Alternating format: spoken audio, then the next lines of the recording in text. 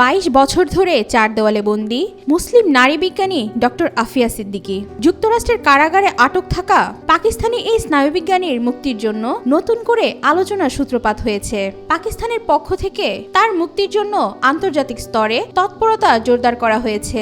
পাকিস্তানি সংবাদ মাধ্যমগুলো এবং আন্তর্জাতিক সূত্র জানিয়েছে, তার মুক্তির জন্য পাকিস্তানি সরকার এবং বিভিন্ন মানবাধিকার সংস্থা সক্রিয় ভূমিকা পালন করছে। পাকিস্তানের প্রধানমন্ত্রী শাহবাজ শরীফ ইতিমধ্যে বিদায়ী মার্কিন প্রেসিডেন্ট জো বাইডেনের কাছে মানবিক কারণে ডক্টর আফিয়ার মুক্তি চেয়ে একটি চিঠি পাঠিয়েছেন। অন্যদিকে পাকিস্তানের 3 সদস্যের একটি প্রতিনিধি দল ডক্টর আফিয়ার মুক্তি নিয়ে যুক্তরাষ্ট্রে আলোচনা করতে গেলে তারা মার্কিন সিনেটর এবং পররাষ্ট্র দপ্তরের কর্মকর্তাদের সঙ্গে বৈঠক করেছেন। ডক্টর আফিয়া সিদ্দিকীর বিষয়ে মনোরোগ বিশেষজ্ঞ ডক্টর ইকবাল জাইদি জানিয়েছেন, আফিয়া গুরুতর স্বাস্থ্যগত জটিলতায় ভুগছেন। তিনি আশা প্রকাশ করেন, মার্কিন সিনেটররা এ বিষয়ে মানবিক সিদ্ধান্ত নেবেন।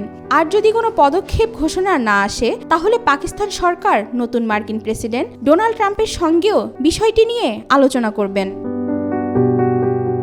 সামা টিভির এক প্রতিবেদনে জানানো হয়েছে, ডক্টর আফিয়া সিদ্দিকী আশা করছেন যে এই নতুন উদ্যোগ তাকে বহু বছরের বন্দিত্ব থেকে মুক্তি দেবে। একটি সাক্ষাৎকারে তিনি বলেন, আমি প্রতিদিন অন্যায়ের শিকার হয়েছি, কিন্তু আমি বিশ্বাস করি যে আমি একদিন এই কষ্ট থেকে মুক্তি পাব।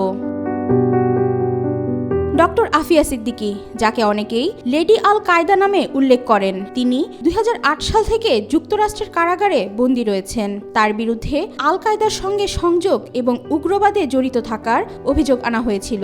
যদিও এসব অভিযোগ নিয়ে বিতর্ক রয়েছে, তাকে হত্যা চেষ্টার মামলায় 86 বছরের কারাদণ্ড দেওয়া হয়। মার্কিন আইনে এই অপরাধের সর্বোচ্চ শাস্তি 10 বছর হলেও ডক্টর আফিয়াকে দেওয়া এই শাস্তি অস্বাভাবিক বলেই মনে করেন অনেকে। 2003 সালে করাচি থেকে 3 সন্তানসহ আটক হওয়ার পর ডক্টর আফিয়া দীর্ঘ 5 বছর নিখোঁজ ছিলেন।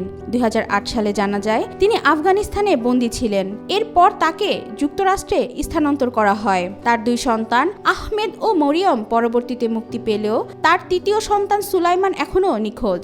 ডক্টর আফিয়ার মুক্তি নিয়ে পাকিস্তানের পাশাপাশি মুসলিম বিশ্বেও ব্যাপক প্রতিক্রিয়া তৈরি হয়েছে।